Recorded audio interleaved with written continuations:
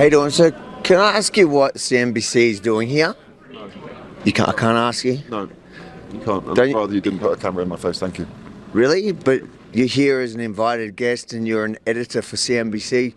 Don't you think that's a bit of a conflict of interest? I'd like you to go away. I haven't agreed to an interview. If you're doorstepping me, like, go away.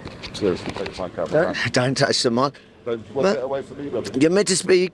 You're meant to be speaking truth to power. Are you here just to take your marching orders? Is that what you're here for? Do you want to go away?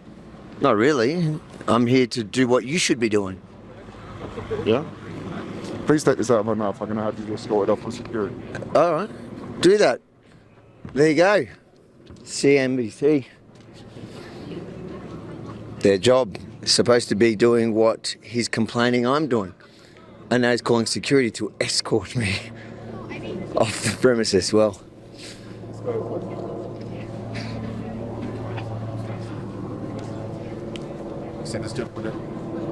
what's the problem? You're my problem. You've been very rude to me this morning. You haven't asked me anything, so I'd like you to take the camera off me. I've literally asked you questions politely, which should be your job. That's your job, sir. I'm doing your job. I'm just not getting paid for by Klaus Schwab. You were inside as he walked in, a bit upset. What did you hear him say? I heard him say, I'm going to paraphrase it because I don't have the exact thing, but he came in sounding quite angry, saying, I'm going to punch him out. Paraphrasing there, he's knocked out, punched out, but, you know, he wanted to hit you. Didn't know it was about you until I came out, and then I heard somebody else complaining about you to your face. That point I realised Avi had a word with him. Now, you forgot about it when you told me this, but I mic'd you up a little earlier. Oh, yeah? So we're going to go back quickly and check if we caught that on audio. Hopefully we did. Avi. You got it? Yep. Ready? I don't know, but this guy's going to get punched out. I just got threatened by the head of news and programming of CNBC. Are you serious? That's him there. And for what? For literally doing what he's supposed Talking to do. to him. Well, no, I was asking him questions politely. That's his job. And he got so angry that I did what his job's supposed to be. That he threatened me. Man, glad you were mic'd up. Well done. CNBC, which is supposed to be reporting the news, and he's a senior editor. And his problem is I didn't ask his permission to doorstep him, to ask him simple, polite questions. That is literally the problem with the mainstream media right there. They're shocked that I'm here in Davos at the entrance. They're right at the entrance. To what? Not to hold them accountable, not to ask the tough questions. They're not here to ask the World Economic Forum the tough questions. They are here to take their marching orders. Yep. Oh my goodness, Tamara, so much to unpack there. I want to get right to one point. It might be a little thing, but it just really bugs me, especially the first time I saw it, when that CNBC coward is, grabbing Avi's microphone, saying he's going to send out security. Before he goes into the building, he flicks his cigarette butt into the bushes there. And I bring this up because these people are all about saving the planet, and the way we do that, of course, is tax the bejesus out of everybody with carbon taxes. Well, at least the developed world, not the major polluters like China and India. And here's a guy so brazen that he doesn't care about being caught on camera littering. He just throws that butt into the pristine Swiss scenery without a second thought. The second thing is, Avi is on a public sidewalk. He's being very respectful. He doesn't even take one step upon that staircase.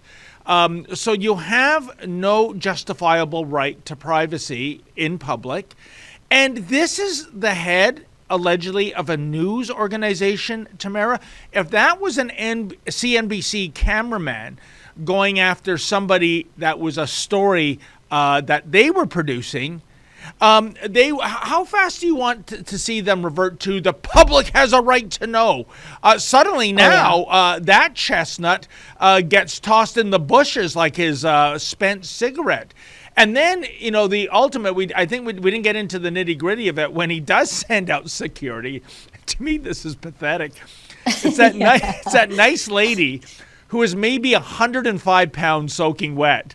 And Avi and her have a discussion. I mean, that guy was bigger than Avi. And he runs in and hides. There's the lady. He hides in and hides behind the skirt of I don't even know if she is a security guard. She kind of looks like an usher, for goodness sakes. So it is unbelievable.